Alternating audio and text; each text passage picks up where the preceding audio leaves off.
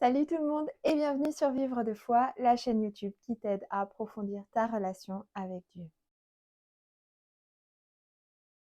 On débute notre étude biblique du jour avec l'évangile de Matthieu au chapitre 6, des versets 9 à 18.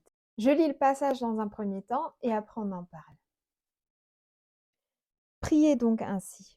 Notre Père qui est aux cieux, que ton nom soit sanctifié, que ton règne vienne, que ta volonté soit faite, sur la terre comme au ciel.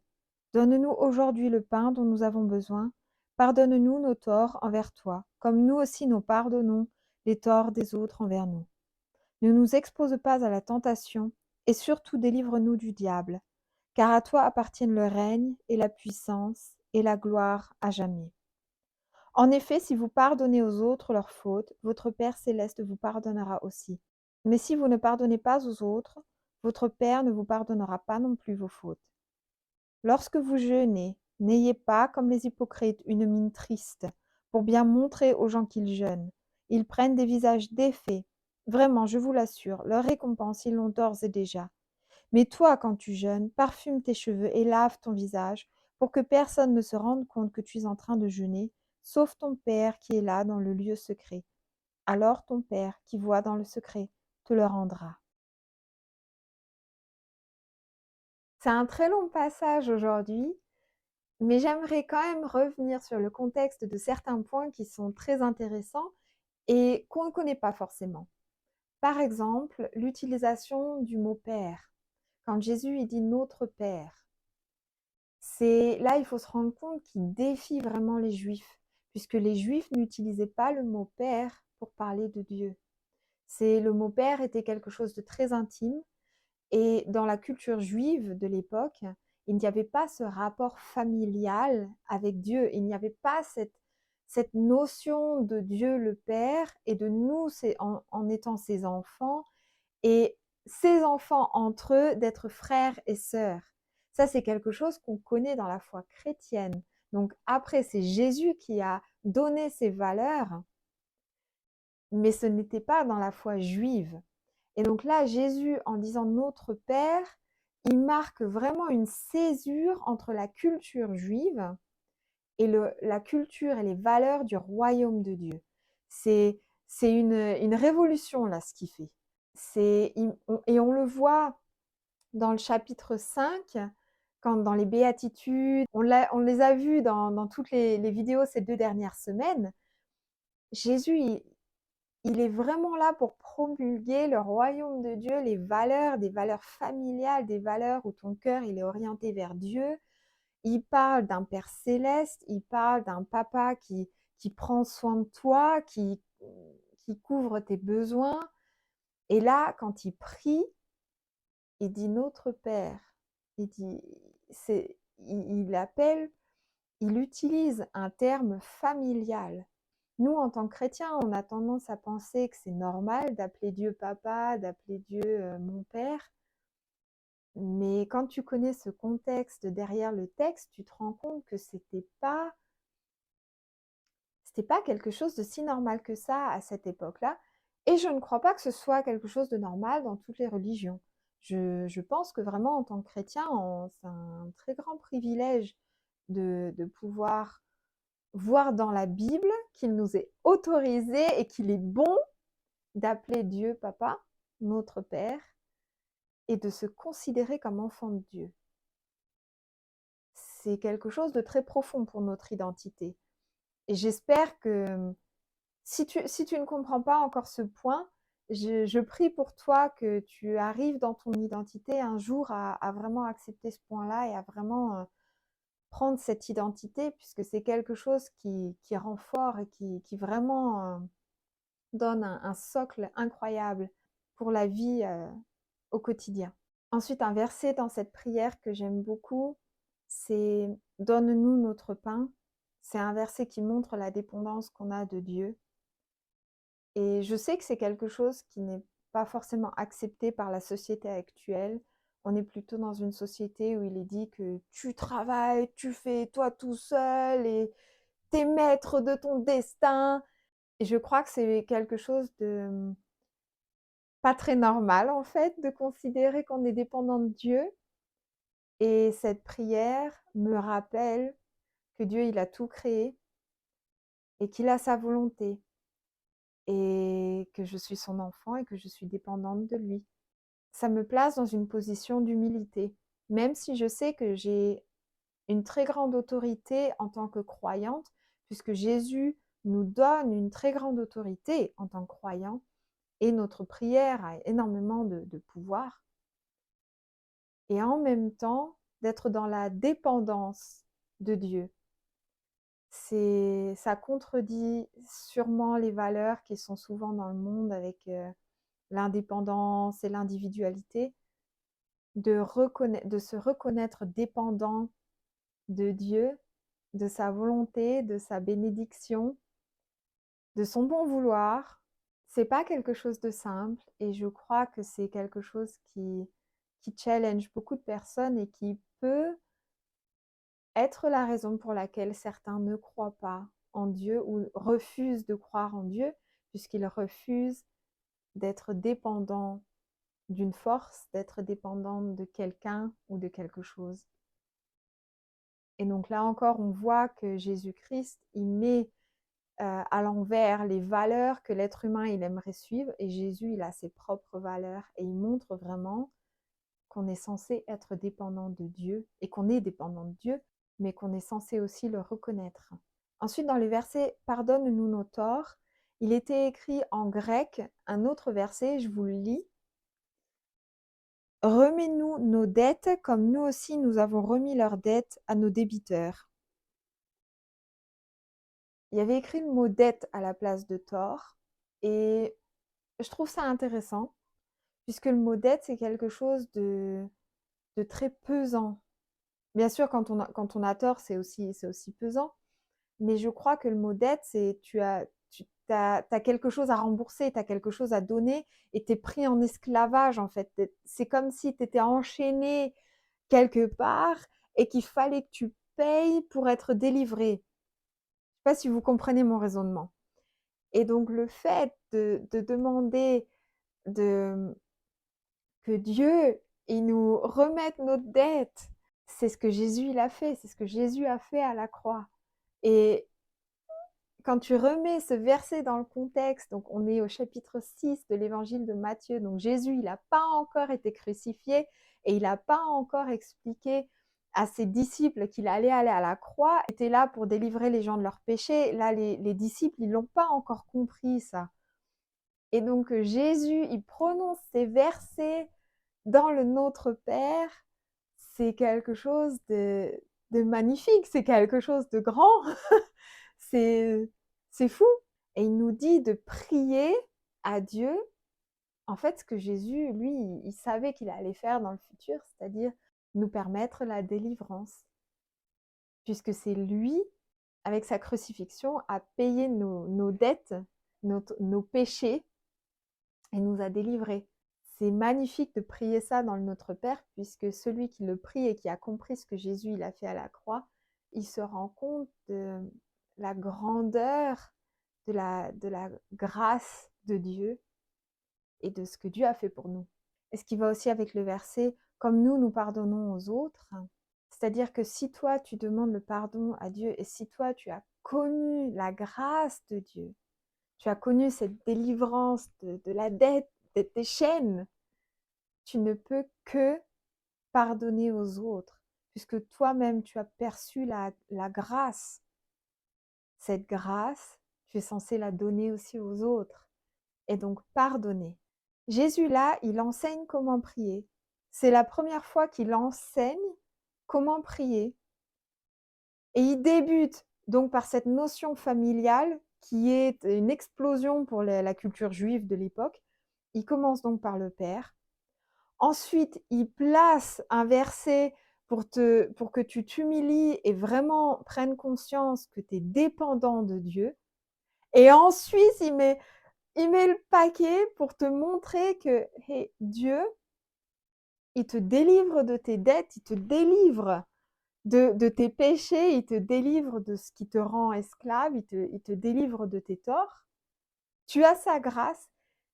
Et si tu prends sa grâce, si tu demandes sa grâce, il est extrêmement important que tu en prenant sa grâce, que tu puisses la donner aussi aux autres et que donc tu pardonnes. Je ne sais pas si vous comprenez ce que je veux dire. En fait, ce que je veux dire, c'est que en ces quelques versets, Jésus, il te montre les valeurs qui sont extrêmement importantes pour le royaume de Dieu, qui sont extrêmement importantes pour Dieu. Si tu comprends ces valeurs-là, tu comprends vraiment le cœur de Dieu. Ensuite, il y a marqué le verset « Ne nous expose pas à la tentation ». Littéralement, dans la langue d'origine, c'était « Garde-nous de céder à la tentation ». Donc, on voit bien que les chrétiens ou les personnes qui croient à Jésus, ils vont être tentés par le diable. On, on le voit, c'est une réalité qui est écrite dans, dans toute la Bible. Il y a des tentations et Jésus, il en est conscient. Il en est extrêmement conscient et il trouve ça tellement important et il en est tellement conscient qu'il te dit dans le Notre Père de prier Dieu pour que tu ne cèdes pas à la tentation. On est tenté, on est tenté. Mais la question, c'est est-ce que tu cèdes à la tentation ou pas? Comment tu agis face à la tentation? Et là, Jésus, il trouve ce sujet tellement important, c'est écrit dans le Notre Père. On arrive au verset 14 et 15 qui me challenge aussi. C'est quelque chose de très défiant puisqu'on sait qu'on est sauvé par Jésus-Christ, par la croyance en Jésus-Christ. Et pourtant, ces deux versets nous disent, si vous ne pardonnez pas, vous ne serez pas pardonnés par votre Père céleste. Je crois que ce que Jésus il veut dire, c'est que quand tu te dis croyant, ta foi, elle est censée se voir dans ton attitude. Et comme dit, il y a des versets qui indiquent comment Dieu, il voit qu'on est vraiment croyant. Par exemple, il y a des versets qui indiquent que l'obéissance à Dieu est quelque chose qui plaît à Dieu et qui montre qu'on est croyant. Ou alors le fait d'être endurant dans notre foi, quand il y a par exemple de la tentation, quand il y a par exemple des situations difficiles, le fait d'être témoin de Jésus-Christ, même si on nous dit de ne pas croire, ce sont des choses où Dieu y voit qu'on est vraiment croyant. Et je crois que ce que Jésus, ce qu'il veut dire dans ces deux versets, c'est que le pardon, c'est tellement ancré dans la nature de Dieu, puisqu'il a envoyé son Fils Jésus-Christ, puisqu'il est la grâce lui-même, que si quelqu'un se dit croyant, que dans son attitude, il doit avoir une attitude qui pardonne les autres, qui fait grâce aux autres. Parce que je pense que si c'est une personne qui ne pardonne pas, que c'est une personne qui n'a pas réellement acquis ce qu'est la nature de Dieu, ce qu'est la nature de la grâce de Dieu. Personnellement, c'est comme ça que j'interpréterai ces versets. Je ne sais pas ce que vous y en pensez, vous pouvez me le laisser en commentaire. Hein. On en apprend tous les jours. Mais c'est moi la façon dont j'étudie ces versets, voilà, ce que je pense par rapport à ces versets. Ensuite, les versets concernant le jeûne. Ce qu'il faut savoir, c'est qu'à cette époque-là, les gens, ils jeûnaient surtout dans des situations de deuil ou alors lorsqu'ils ont commis un péché. Et c'est quand même fou dans ce contexte-là que Jésus y montre, et si tu jeûnes, lave ton visage, lave-toi, sois propre, mais ton Père céleste, il va voir ton cœur et il verra ce que tu fais. Et je crois que c'est comme pour les versets qu'on a vus hier et mardi au sujet de l'aumônerie ou de la prière, du fait que ce soit ancré dans la culture religieuse comme une tradition. Je pense qu'il y a des personnes qui ne le ressentaient pas vraiment, qui le faisaient par pure tradition, mais pas pour chercher Dieu ou pas vraiment pour honorer, par exemple, la personne défunte.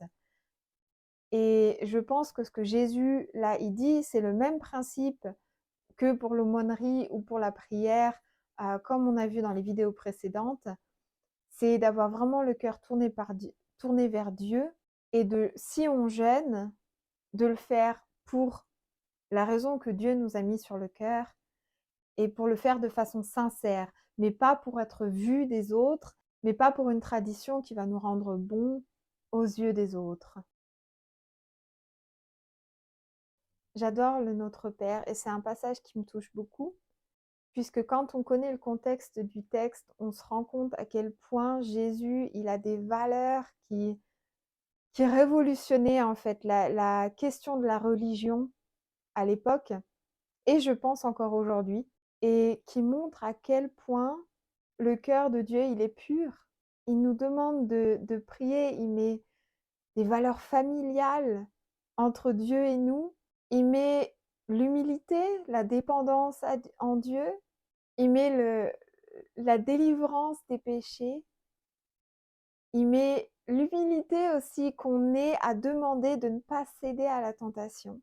Et pour lui, c'est tellement la grâce et le pardon, c'est tellement important qu'il le met dans le Notre Père et qui nous demande d'avoir un cœur qui pardonne, un cœur qui aussi bien prend le pardon de Dieu que d'avoir un cœur qui donne aussi le pardon aux autres.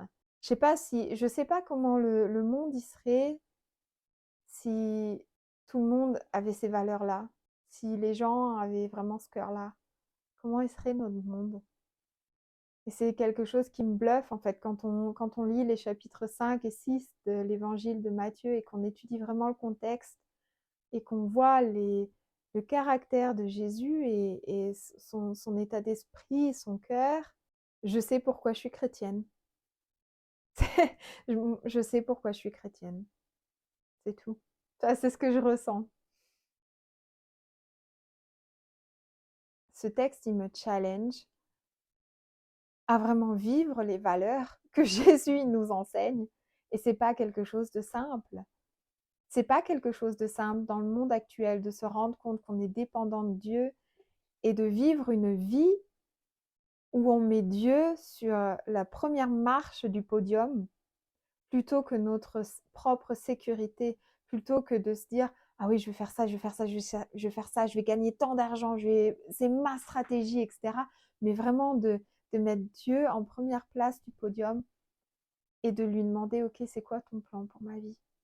Et moi, c'est un texte qui m'invite vraiment à avoir l'humilité aussi de me rendre compte de quelle grâce Dieu a eue envers moi et quelle chance j'ai de pouvoir vivre avec Dieu pour donner après cette bénédiction aux autres. Je pense que c'est un passage qui m'inspire à méditer sur ce texte, à prier sur ce texte. Ce que j'aime beaucoup, c'est prier le Notre Père à la première personne, donc d'être vraiment dans cette prière, de dire par exemple mon Père qui est au ciel, que ton nom soit sanctifié, puisque c'est pour moi quelque chose d'encore plus proche. Et ce que j'aime aussi, c'est de prier cette prière verset par verset et vraiment de méditer dessus. Et si je ne les comprends pas, de demander à Dieu qui me donne sa sagesse et qui me dise ce qu'il a voulu dire par là. En me rendant compte que Dieu, il est bon, en ayant cette image de Dieu, cette image d'un Père aimant qui veut te prendre dans ses bras et qui est là pour toi et qui souhaite vivre avec toi. Notre Père qui est aux cieux, que ton nom soit sanctifié, que ton règne vienne, que ta volonté soit faite, sur la terre comme au ciel. Donne-nous aujourd'hui le pain dont nous avons besoin. Pardonne-nous nos torts envers toi, comme nous aussi nous pardonnons les torts des autres envers nous. Ne nous expose pas à la tentation, et surtout délivre-nous du diable, car à toi appartiennent le règne, et la puissance, et la gloire à jamais. Papa, je prie pour que ton règne vienne, et que ta volonté soit faite. Je prie pour que toutes les personnes qui regardent cette vidéo, y compris moi, qu'on fasse ta volonté. Je prie pour qu'on reçoive le pain dont nous avons besoin, que tu subviennes vraiment à nos besoins. Je prie pour que tu nous pardonnes nos torts envers toi, et je prie pour que tu nous donnes un cœur qui pardonne aussi les autres pour les torts qu'ils nous ont faits. Je prie pour qu'on ne cède pas à la tentation et surtout que tu nous délivres du diable. Seigneur, à toi appartient le règne, la puissance et la gloire à jamais. En ton nom Jésus-Christ, en ta toute puissance. Amen. Les amis, on se voit dimanche pour une vidéo à thème. Salut!